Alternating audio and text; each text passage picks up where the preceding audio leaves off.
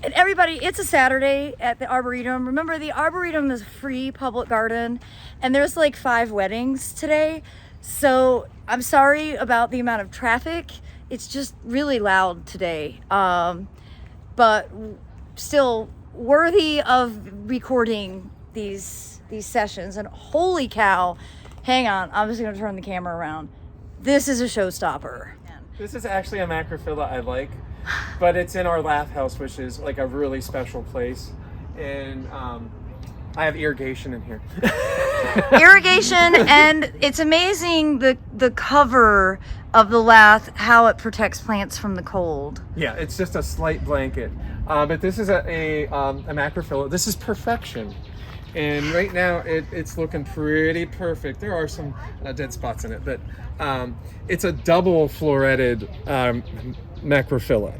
And it holds up really well for us. And the color right this year, some years it's been much more red. We're getting more pinks and now into mauves, which the media in here, like I've been saying, a pH in here is probably 6-ish, 6.5.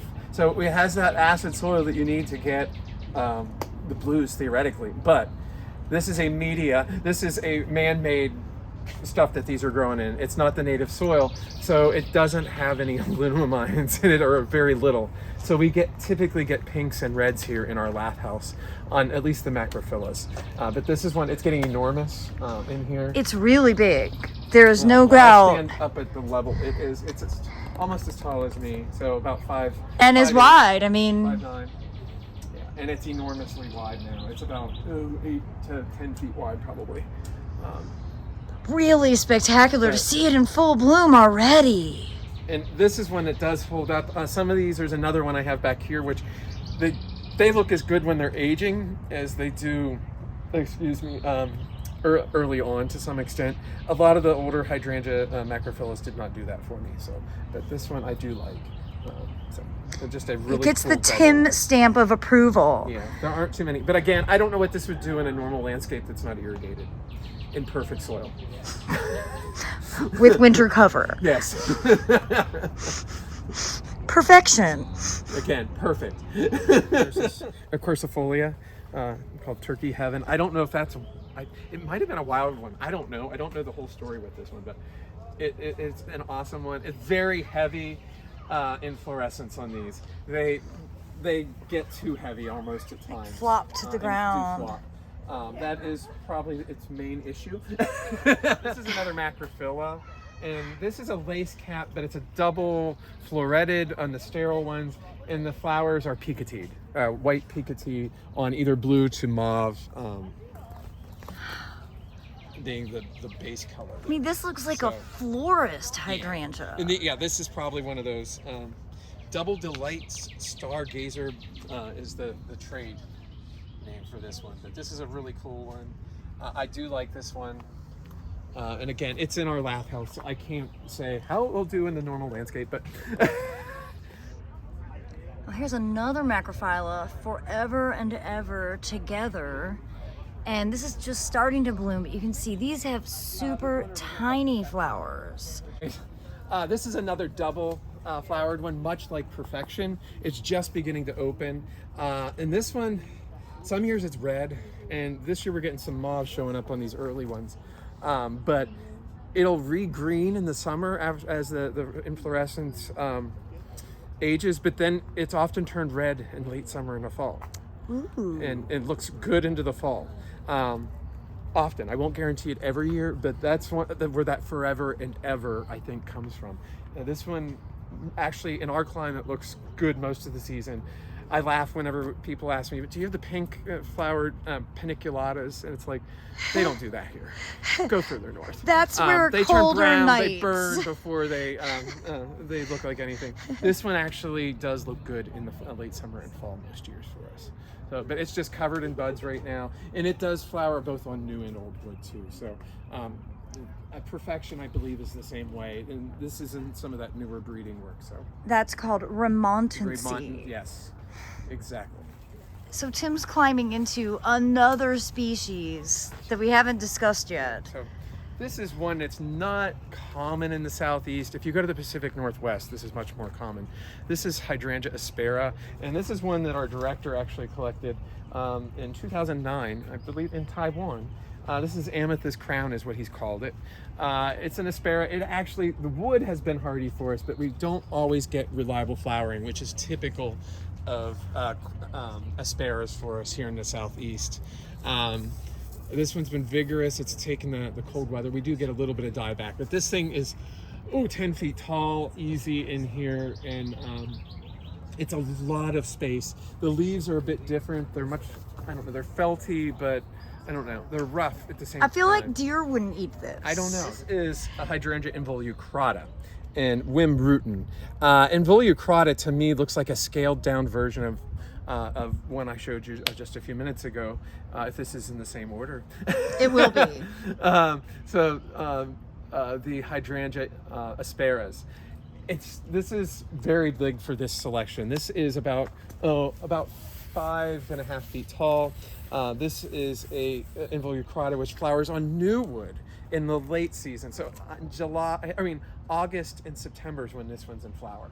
So it doesn't have an issue with our winters, with the wood and the flower buds aren't damaged. The inflorescence before they open, they actually look like a peony bud for the longest time. It'll be there for a couple months before it actually starts to expand in the late summer and to open into a beautiful inflorescence of, like I said, pink to light blue fertile florets with white sterile florets around it. It's a nice lace cap and fairly large. I mean, the inflorescence will be about 5 to 6 inches across. Well, and the foliage is also nice is rough like a cat's tongue, and the animals tend to stay away from this. So this is one I really like. I've only ever grown it here in the Lath House, but our volunteers always adore this thing. I do, and like I said, it's just a much more reliable plant for us than aspera in our landscapes here in the Southeast. So this is a different species again, everybody. This is Hydrangea longipes fulvescens, and this was a wild collected one by Bloodland Sue Wynne Jones from Wales, England. You don't see this one at all around here, but this is again a scaled down aspera to me. The leaf is a bit different shape. It does flower reasonably well for us most years, but this year seems to be an off year. The last couple years it's been real good. The florets are a lot tinier on this. It's just opening up. But it's definitely not a plant for Lowe's and Home Depot. No, this is not a Lowe's Home Depot plant. This is a specialty plant nursery thing.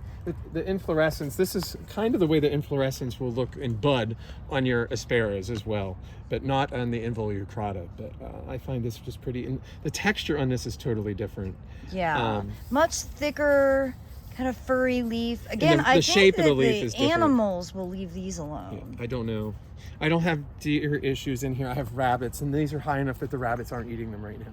And the rabbits eat everything. Note, everybody, it's also got really good exfoliating bark. Yes, it does. Underneath here. And I have another longipes, I believe. So this is another of the serratas right here. This is Hydrangea serrata Kogani Yama. And I would grow this one again just for its foliage. But it does flower. It has we didn't get it totally cleaned up from last year, so there's actually some old flowers on here, but it's already semi-finished flowering for the season here, and it's only 2.5 to 3 feet at most. It's really well behaved. A great plant for the small garden, and the leaves are just speckled with different shades of green and cream.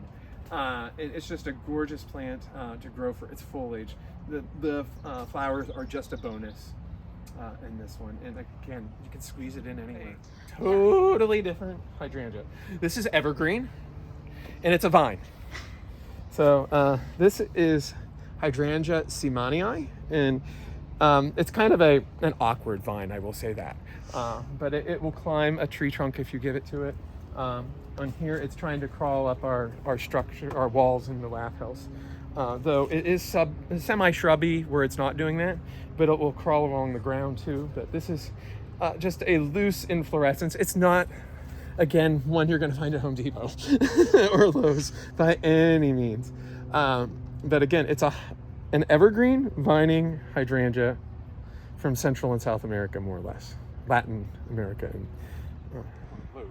So here we're at a Hydrangea paniculata. I'm a big fan of paniculata. Full sun, blooms on new wood, super reliable.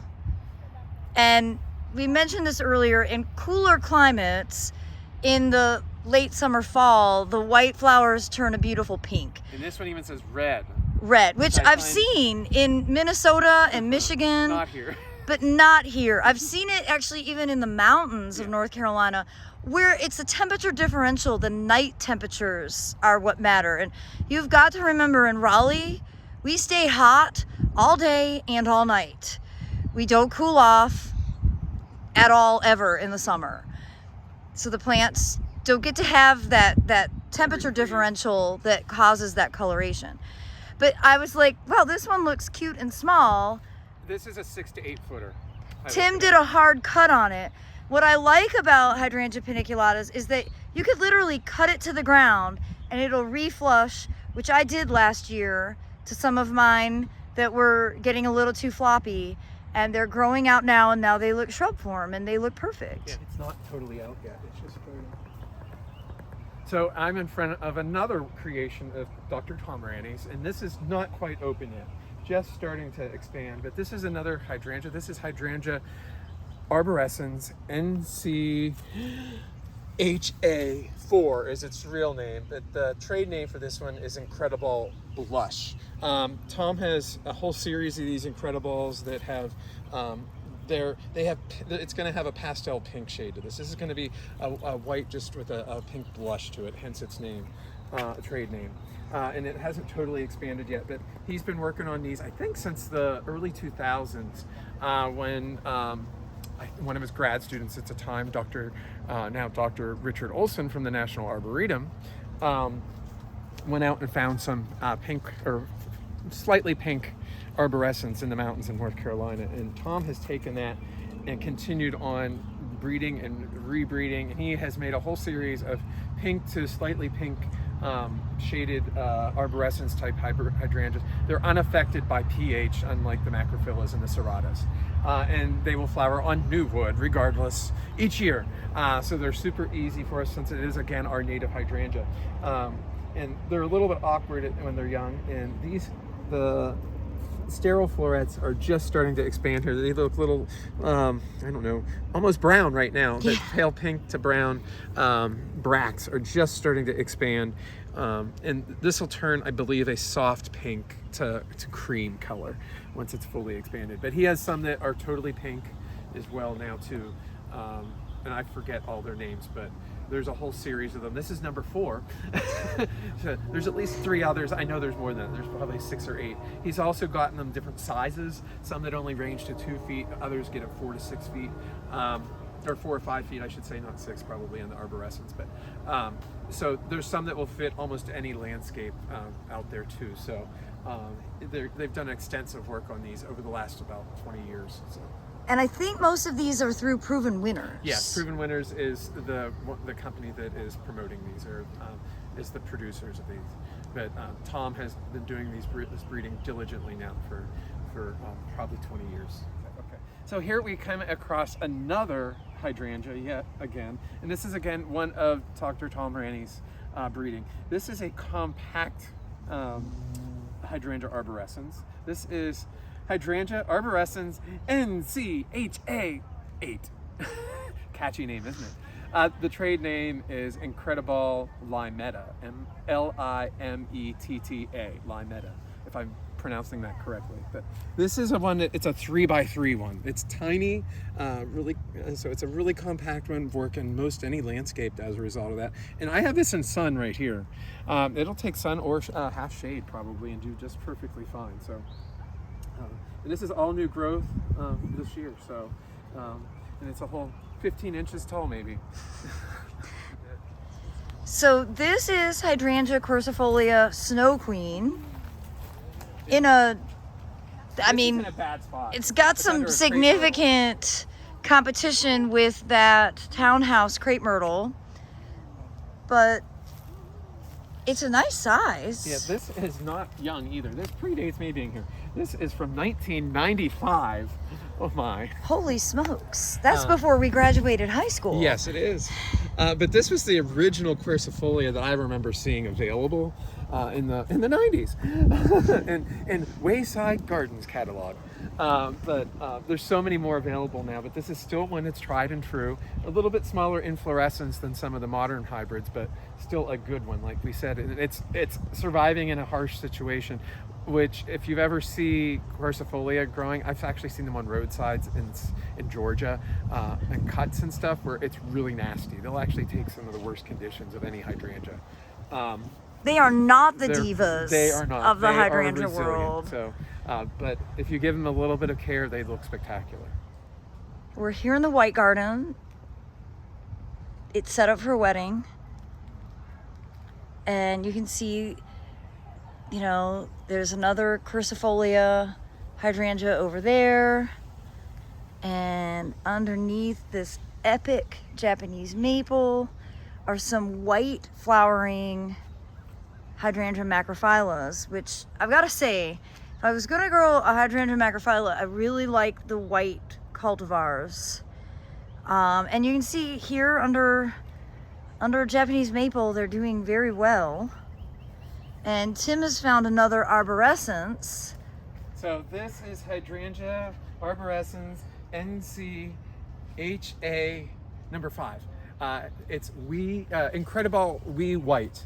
So this is another one of Tom Ranney's creations, and you can see when it just starts to open, it has the faintest pink tint to it, because this is with this pink blood in them, but they've also gotten compactness out of that too. So this is a compact one. 2 to 3 feet is what it says on the darn. Who does all the native plant research in Delaware? Mount Cuba. Mount Cuba, yes, Mount Cuba site suggests. So, and they've done a ton of research on all these. So. And that's a very good point, everybody. I'll put the link in the description. Mount Cuba does extensive trialing of native plants, and they've done huge trials of the hydrangeas. In fact, I visited it in 2019, and it was very informative. And of course, their Carex trials, I've talked about in other videos. That information came out this spring, and it's a great resource. It's free and available online. So check out Mount Cuba Center. And if you have the opportunity, it is well worth a visit. And it's right up there in that Brandywine Valley where Longwood and Chanticleer and Winterthur and, well, there's like, I don't know, 50. That's the center of gardening in the eastern United States, probably, aside from Florida. It's the most spectacular trip. We went for Abby's 10th birthday. And she's now how old? She will be 14. So we have little honey here again. This is where we started out in the very beginning. This is when it's in a pot. And it actually, I need to water this pot come Monday morning. It looks like it's saying either that or we get a good rain tonight, which there is that in the forecast. But you can see how intense the yellow on the foliage can be on this one. It's spectacular. I don't have this, and I need to get it immediately. And I do hope that this video will inspire you to run out to the garden center and indulge in a bunch of different species of hydrangeas. Remember, it's more than just the Hydrangea macrophylla. The mop heads the French ones that everyone wants. Yeah, I think many of these native species are actually, they're easier to grow. They're just as showy, they're way less maintenance, and they don't require nearly as much water. So I do hope that this video will be helpful. Please give us a like, share it with your friends, and be sure to subscribe so that you will get regular updates right here from Zone 7, Central North Carolina. Thanks for watching, everybody. We'll see you. Happy gardening.